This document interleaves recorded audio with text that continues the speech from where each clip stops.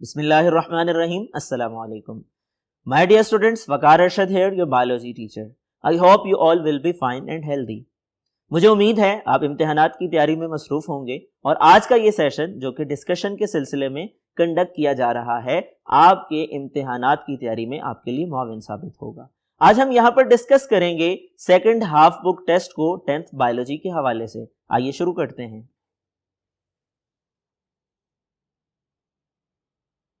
My dear students, आगाज करते हैं ऑब्जेक्टिव टाइप पेपर से। सबसे पहले एमसीक्यूज हैं। आपके ऑब्जेक्टिव टाइप में 12 एमसीक्यूज दिए जाते हैं। शुरू करते हैं फर्स्ट एमसीक्यू से डिस्कशन को। Question number 1, Rhizopus reproduces asexually by. Rhizopus एक फंगस की एग्जांपल है। सवाल की स्टेटमेंट में पूछा गया है कि इसमें एसेक्सुअल रिप्रोडक्शन किस तरीके से होती है। आइए ऑप्शंस को देखते हैं। Binary fission, budding, spore formation या एंडोस्पोर फॉर्मेशन। दी गई चार ऑप्शंस में सी ऑप्शन करेक्ट आंसर है। स्पोर फॉर्मेशन के जरिए से राइजोपस में एसेक्सुअल रिप्रोडक्शन का अमल होता है। Question number 2, after fertilisation in plants the fruit develops from. Fertilisation होने के बाद पौधों में फल कहां से बनता है। आइए ऑप्शंस में तलाश करते हैं। Ovule wall, ovary wall, petals या एंथर। दी गई चार ऑप्शंस में बी ऑप्शन करेक्ट है। ओवरी की दीवार से फल बनता है। जब ओवरी पकती है वो फल में तब्दील हो जाती है। उसके अंदर ओव्यूल बीज में तब्दील हो जाता है। Question number 3, normally external fertilisation occurs in. अमूमन एक्सटर्नल फर्टिलाइजेशन का अमल वाकया होता है किस में। आइए ऑप्शंस में तलाश करते हैं। In the body, air, water, soil. दी गई चारों ऑप्शंस में जो दुरुस्त जवाब है वो वाटर वाली ऑप्शन है। आप टिक करेंगे सी ऑप्शन पे।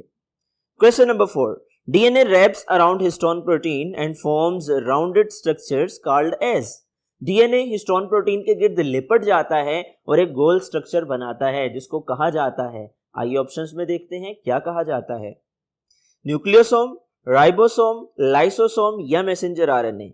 माय डियर स्टूडेंट्स, यहाँ पर A option is correct answer. आपने न्यूक्लियोसोम पे टिक करना है। बेसिकली स्टेटमेंट में न्यूक्लियोसोम की डेफिनेशन दी गई है। Question number 5, true breeding always means. True breeding का हमेशा मतलब होता है। आइए ऑप्शंस में देखते हैं। होमोजाइगस, हेट्रोजाइगस, हेमीजाइगस और पैराजाइगस। दी गई चार ऑप्शंस में ए ऑप्शन करेक्ट है। होमोजाइगस जीनोटाइप में दोनों एक जैसी अलील्स पाई जाती हैं और होमोजाइगस जीनोटाइप को ही ट्रू ब्रीडिंग भी कहा जाता है। Next question, organisms in the ecosystem that are responsible for the recycling of plant and animal waste are. वो जानदार जो कि इकोसिस्टम में पाए जाते हैं और पौधों और जानवरों के फालतू मादों की रिसाइकलिंग में मदद देते हैं वो कहलाते हैं। आइए ऑप्शंस में देखते हैं। कंज्यूमर्स, प्रोड्यूसर्स, डीकम्पोजर्स या कंपेटिटर्स। यहाँ पर जो चारों ऑप्शंस दी गई हैं इसमें दुरुस्त जवाब है डीकम्पोजर। ये वो जानदार हैं जो मिट्टी में पाए जाते हैं और मुर्दा जानदारों के जिस्मों की तोड़ फोड़ करते हैं। उनके अंदर पाए जाने वाले न्यूट्रिएंट्स की रिसाइकलिंग करते हैं। Next question is the lowest trophic level of an ecosystem always includes. किसी भी इकोसिस्टम का सबसे लोएस्ट ट्रॉफिक लेवल हमेशा मुश्तमिल होता है। किस पे मुश्तमिल होता है। आइए ऑप्शंस में देखते हैं। हर्बिवर्स, कार्निवर्स, प्रोड्यूसर्स या डीकम्पोजर। यहाँ पर दुरुस्त जवाब है प्रोड्यूसर।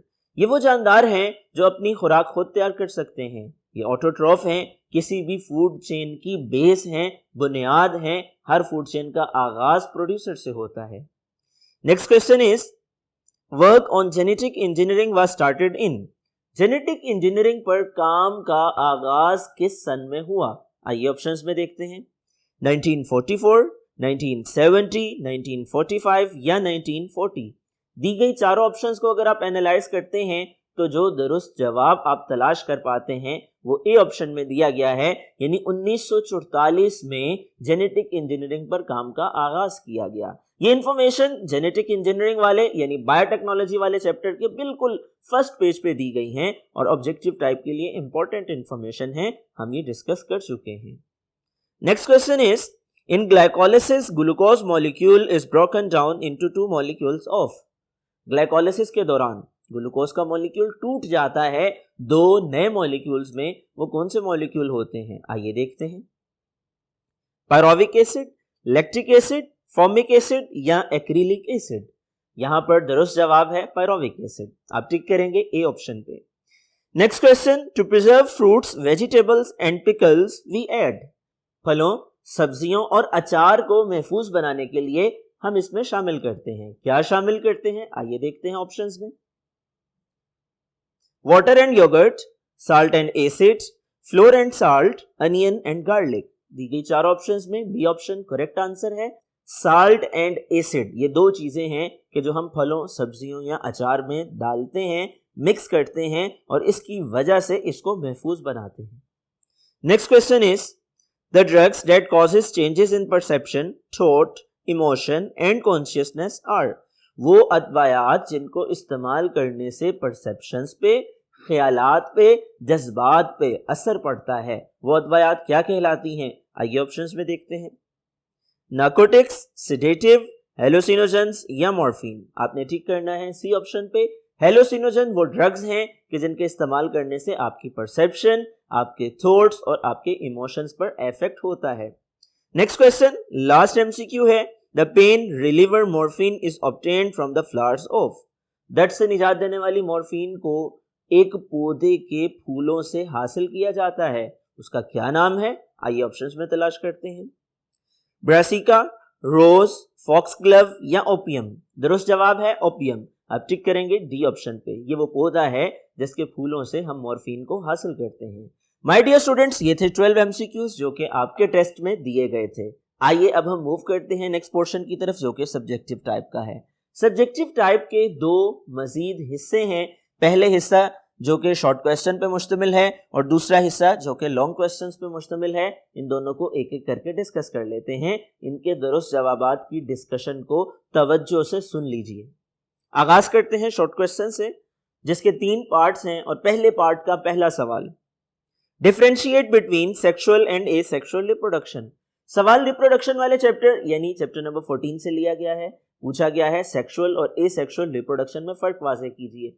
सादा सा सवाल है लेकिन चूंकि डिफरेंशिएशन वाला क्वेश्चन है, आपने टेबल बनाना है, पॉइंट्स की सूरत में इसके जवाब को मेंशन करना है। आप डेफिनेशन की हेडिंग दे सकते हैं, आप माइटोसिस और मियोसिस की हेडिंग दे सकते हैं, आप वेरिएशन की हेडिंग दे सकते हैं। हमें पता है एसेक्सुअल रिप्रोडक्शन में एक पेरेंट इन्वॉल्व है, ये सिंपल सेल डिवीजन है, इसमें माइटोसिस होती है। जबकि सेक्सुअल रिप्रोडक्शन में मेल और फीमेल पेरेंट्स मिलते हैं, फ्यूजन ऑफ गैमीट्स होती है, इसमें माइटोसिस और मियोसिस दोनों शामिल हैं।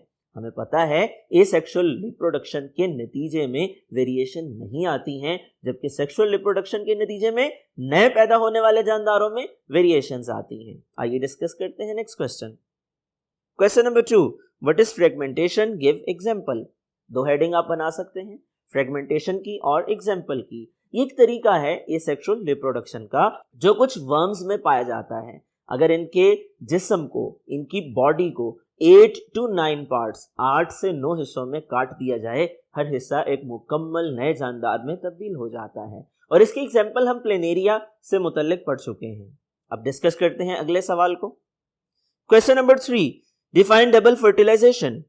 डबल फर्टिलाइजेशन चैप्टर 14 रिप्रोडक्शन ही से लिया गया सवाल है और हम पढ़ चुके हैं पौधों में सेक्सुअल रिप्रोडक्शन के टॉपिक में डबल फर्टिलाइजेशन का अमल फ्लावरिंग प्लांट में होता है, जिसके दौरान में 2 गैमीट्स, 2 स्पर्म्स मिलते हैं एग से और फ्यूजन न्यूक्लियस से, जिसकी वजह से इसको डबल फर्टिलाइजेशन कहते हैं। इस सवाल के जवाब में आपने डेफिनेशन लिखनी है और आप मुकम्मल नंबर हासिल कर सकते हैं।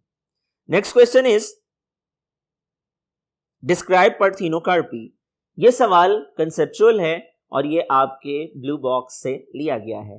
पार्थेनोकार्पी किसको कहा जाता है? ये बेसिकली एसेक्सुअल रिप्रोडक्शन की एक किस्म है जो कि फूलों वाले पौधों के अंदर मौजूद होती है। इसको आप पार्थेनोजेनेसिस से भी कंपेयर कर सकते हैं। पार्थेनोजेनेसिस का अमल एनिमल्स में होता है, पार्थेनोकार्पी का अमल प्लांट्स में होता है। इस दौरान में मेल और फीमेल गैमीट्स की फ्यूजन नहीं हो पाती है और fusion of male and female gamete के बगैर ही ओवरी फल में तब्दील हो जाती है। इसके नतीजे में बगैर बीजों वाले फल तैयार किए जाते हैं। इस सवाल के जवाब में आप पार्थिनोकार्पी और एग्जाम्पल की 2 हेडिंग दे सकते हैं। Next question is differentiate between epigeal and hypogeal germination. Epigeal और हाइपोजियल जर्मिनेशन, ये जर्मिनेशन की 2 एग्जाम हैं, इन दोनों में फर्क पूछा गया है। चूंकि फर्क है, आपने टेबल बनाना है, आपने पॉइंट्स की सूरत में डिफरेंस को वाज़ेह करना है। आप यहाँ पर पॉइंट्स बना सकते हैं डेफिनेशन का, आप यहाँ पे पॉइंट्स बना सकते हैं दोनों के हवाले से एग्जाम्पल्स का। आप डेफिनेशन में दोनों की डेफिनेशन को मेंशन करेंगे कि एक में एपिकोटाइल पहले एलोंगेट होता है, दूसरे में हाइपोकोटाइल एलोंगेट होता है, जबकि एक की एग्जाम्पल कुछ और प्लांट्स हैं, दूसरे की एग्जाम्पल कुछ और प्लांट्स हैं। इसके बाद next question, what are traits, write two human traits. सवाल लिया गया है बेसिकली आपकी टेक्स्ट बुक में से और सवाल में पूछा गया है ट्रेट के बारे में बताइए। ट्रेट किसको कहा जाता है?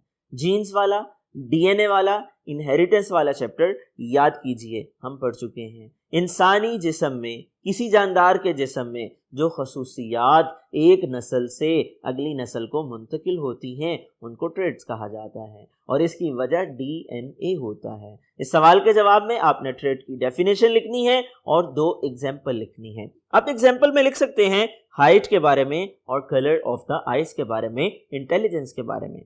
Next question is make a list of nitrogenous basis in double helix.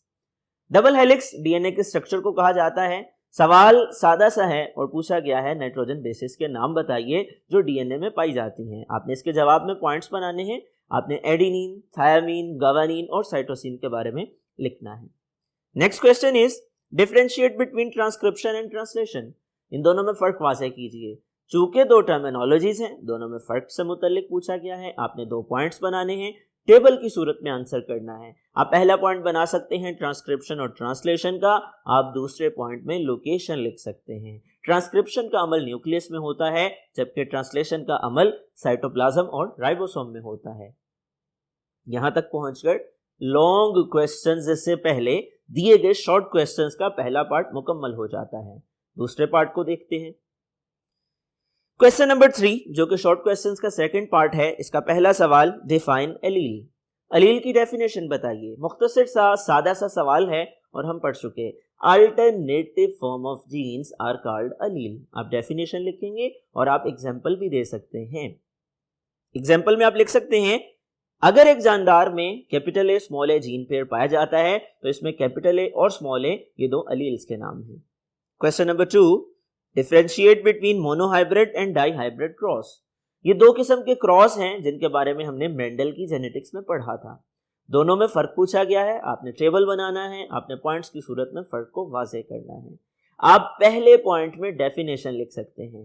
Monohybrid cross में एक वक्त में एक ट्रेट को स्टडी किया जाता है, डाईहाइब्रिड क्रॉस में 2 ट्रेट्स को बैक वक्त स्टडी किया जाता है और दूसरे पॉइंट में आप इसकी एग्जाम्पल भी लिख सकते हैं। Next question, what are consumers. Consumer किसे कहा जाता है? माय डियर स्टूडेंट्स, कंज्यूमर वाला सवाल आप पढ़ चुके हैं इन्वायरमेंटल बायोलॉजी में, मैन एंड हिज एनवायरनमेंट वाले चैप्टर में। हमें पता है और ये डिस्कस हो चुका है कंज्यूमर्स के बारे में। ये ऐसे जानदार होते हैं जो अपनी खुराक खुद तैयार नहीं कर सकते बल्कि तैयारशुदा खुराक लेते हैं, दूसरे जानदारों को अपनी खुराक का जरिया बनाते हैं। आप इसमें डेफिनेशन लिखेंगे, आप इसमें एग्जाम्पल लिखेंगे। कंज्यूमर की एग्जाम्पल एनिमल भी हैं, कंज्यूमर की एग्जाम्पल ह्यूमन बीइंग भी हैं। नेक्स्ट क्वेश्चन इज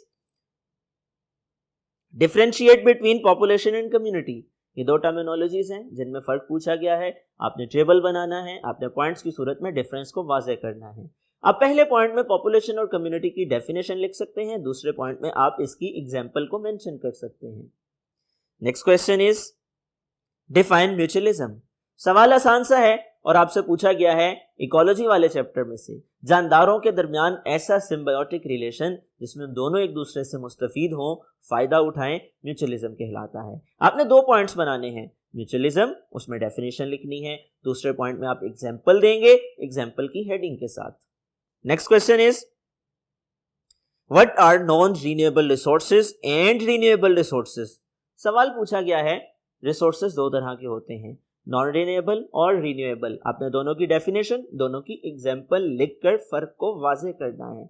अब यहाँ पे 4 हेडिंग्स बना सकते हैं। नॉन रिन्यूएबल की हेडिंग के साथ उसकी डेफिनेशन और एग्जाम्पल, इसी तरह से रिन्यूएबल की डेफिनेशन और उसकी एग्जाम्पल। आइए मूव करते हैं नेक्स्ट क्वेश्चन की तरफ। इस पार्ट का सेकंड लास्ट क्वेश्चन है, what are the products of two types of carbohydrate fermentation. Carbohydrate fermentation या फर्मेंटेशन की प्रोडक्ट्स के नाम बताएं।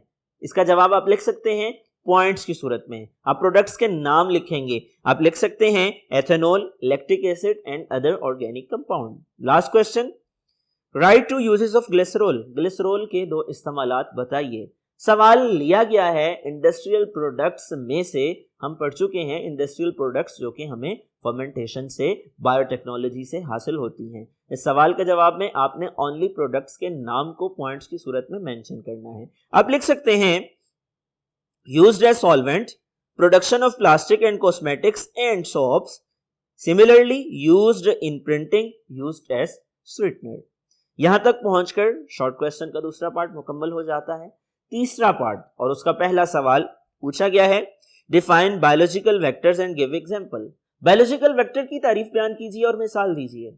सवाल सादा सा है, जेनेटिक इंजीनियरिंग के प्रोसेस से लिया गया है। बायोलॉजिकल वेक्टर की डेफिनेशन में आप लिख सकते हैं, ये एक ऐसा मादा होता है कि जो होस्ट तक डीएनए को, जेनेटिक मटेरियल को, जीन को ट्रांसफर करने में मदद देता है। और अमूमन इसके लिए प्लाज्मिड इस्तेमाल किया जाता है वेक्टर के तौर पर। जेनेटिक इंजीनियरिंग में इसके साथ साथ बैक्टीरियोफेजेस भी इस्तेमाल किए जाते हैं। आपने 2 पॉइंट्स बनाने हैं, आपने डेफिनेशन का पॉइंट और आपने एग्जाम्पल की हेडिंग के साथ एग्जाम्पल को मेंशन करना है। Next question, what type of help genetic engineering has provided to control haemophilia and thalassaemia. ये 2 बीमारियां हैं जो कि खून की बीमारियां हैं, जेनेटिक डिसऑर्डर्स हैं। जेनेटिक इंजीनियरिंग की मदद से हम म्यूटेशन की वजह से पैदा होने वाली इन बीमारियों को ठीक कर सकते हैं, डिफेक्टिव जीन को रिप्लेस करके सही जीन के साथ। आइए डिस्कस करते हैं next question, what is meant by genetic engineering, give its one benefit. Genetic engineering किसको कहा जाता है, एक फायदा बताइए। अब इसमें 2 चीजें हैं जो आपने बतानी है, आपने 2 हेडिंग्स बनानी है, जेनेटिक इंजीनियरिंग और उसकी डेफिनेशन। इसी तरह से आपने इसका फायदा, रोल या बेनिफिट की हेडिंग के साथ मेंशन करना है, लिखना है। इसके बाद next question, differentiate between medicinal and addictive drug. 2 तरह की ड्रग्स हैं, एक को मेडिसिनल ड्रग, एक को एडिक्टिव ड्रग कहा जाता है। अगर हम मेडिसिनल ड्रग की बात करें, ये ऐसी अदवायात हैं कि जो बीमारी की तशखीस, इलाज और उससे बचाव में मदद देती हैं। जबकि एडिक्टिव ड्रग की बात की जाए, ये इस्तेमाल करने वाले को अपना आदी बना देती हैं। यहां भी आपने डेफिनेशन और एग्जाम्पल की हेडिंग्स के साथ 2 पॉइंट्स की सूरत में टेबल की शक्ल में इन दोनों के फर्क को वाज़ेह करना है। Next question, write the name of 2 drugs which are obtained from mineral. 2 अदवायात के नाम बताइए जो कि मिनरल से हासिल होती हैं। हम पढ़ चुके हैं फार्माकोलॉजी वाले लास्ट चैप्टर में, मिनरल से हम टिंक्चर ऑफ आयोडीन भी बनाते हैं। इसी तरह से सिल्वर नाइट्रेट, ये भी एक मिनरल है, पाउडर की सूरत में जख्मों के साफ करने के लिए इस्तेमाल होता है, इन्फेक्शन के फैलाव को रोकने में मदद देता है। इसके बाद नेक्स्ट क्वेश्चन, व्हाट इज डायमॉर्फिन। सवाल साइड बॉक्स से लिया गया है। डायमॉर्फिन के बारे में हम पढ़ चुके हैं, वेस्टर्न कंट्रीज में इसको इस्तेमाल किया जाता है स्ट्रॉन्ग एनाल्जेसिक के तौर पर। Post trauma, post surgical operation, यानी किसी चोट के नतीजे में या किसी ऑपरेट के नतीजे में जो दर्द होता है उससे इलाज करने में, उसको दूर करने में ये डायमॉर्फिन इस्तेमाल होती है। इसमें आप डायमॉर्फिन की हेडिंग के साथ लिख सकते हैं और यूजेस के साथ आप इसके इस्तेमालात से मुतल्लिक लिख सकते हैं, एक्यूट पेन के हवाले से, सर्जिकल ऑपरेशन के बाद और फिजिकल ट्रॉमा के नतीजे में। इसी तरह से डिफाइंड एंटीबायोटिक्स, क्वेश्चन नंबर 7 है, सादा सा सवाल है, पूछा गया है एंटीबायोटिक की तारीफ बयान कीजिए। आपने डेफिनेशन की हेडिंग के साथ इसकी तारीफ को लिखना है। ये ऐसी अदवायात हैं जो बैक्टीरिया को, माइक्रो ऑर्गेनिज्म को मार देती हैं या उसकी नशोनुमा को रोक देती हैं और उसकी वजह से होने वाली बीमारी का इलाज करने में मददगार हैं। आप एग्जाम्पल की हेडिंग के साथ एग्जाम्पल को भी मेंशन कर सकते हैं। इसके अलावा आप रोल की हेडिंग के साथ लिख सकते हैं कि इसको बैक्टीरियल इन्फेक्शंस के अगेंस्ट इस्तेमाल किया जा सकता है। Question number 8, what is heroine, what is its effect on CNS। यहां पर सवाल में 2 चीजें मतलूब हैं। हीरोइन क्या है, उसके असरात क्या हैं मरकजी आसाबी निज़ाम यानी सेंट्रल नर्वस सिस्टम पे।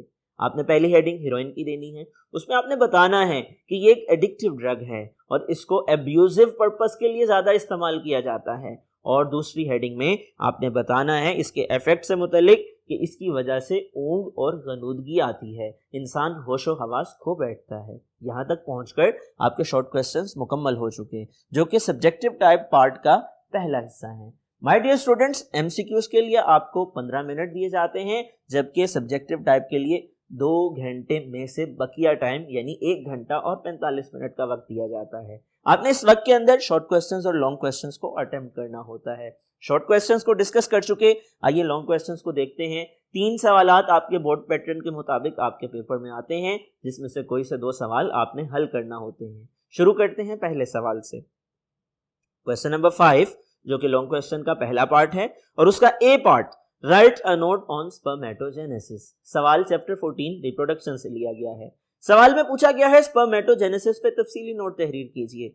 चूंकि लॉन्ग क्वेश्चन है, आपने डायग्राम भी बनानी है, आपने हेडिंग भी बनानी है। आपने स्पर्मेटोजेनेसिस की हेडिंग के साथ डेफिनेशन लिखनी है, आपने उसके प्रोसेस की हेडिंग के साथ उसके स्टेप्स की हेडिंग बनानी है। आपने लिखना है स्पर्मेटोगोनिया के बारे में, primary spermatocyte, secondary spermatocyte, spermatid और स्पर्म के बारे में। डायग्राम की हेडिंग के साथ आपने इसकी डायग्राम को भी ड्रॉ करना है। आइए अब हम देखते हैं दूसरे पार्ट को।